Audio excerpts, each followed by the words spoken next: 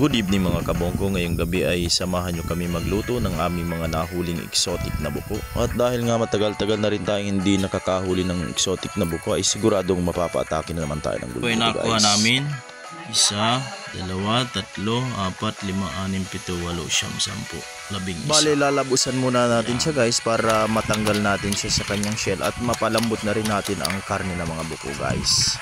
At ayan na nga guys, atin ang nilinisan ang bawat piraso ng buko na tinanggal natin sa kanyang shell o sa kanyang bahay. At syempre ito na si Gayat ating Master. bagong Gayat Master, pinamayadahan natin. Nahiya pa po siyang humarap sa camera. Gati mo, di tayo masasabing Gayat Master lang.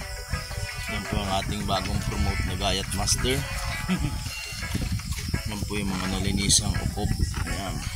Ito naman po yung dahon ng lamunggay. Ayan. Ayan po. Ayan. Isa na tayo guys. Bali, ginisa lang natin dyan guys ang bawang, sibuyas at ang luya para may aroma. Bawang at sibuyas, lagay ito na itong ginayat na.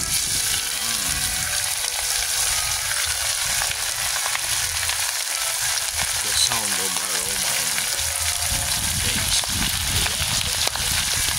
Lulutuin muna natin siya guys sa mga pampalasang sangkap at palalambutin natin yan guys. Saka natin yan mamaya lalagyan ng leputok na gata para talagang yummy baby. At ayan na nga guys, nagkain na din dyan ng niyog ang Udingo Brothers at saka natin inilagay ang leputok na gata. Pinaulanan na natin ang karne ng mga buko sa mga pampalasang sangkap na may halong pagmamahal at ng konting chemical.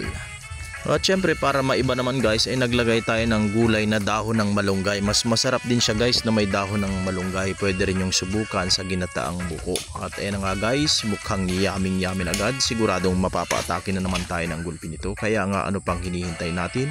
Muli samahan nyo kaming umatake guys. Yummy! Tara po mga kabongko, kain po tayo. Muli ay maraming salamat po sa inyong panonood.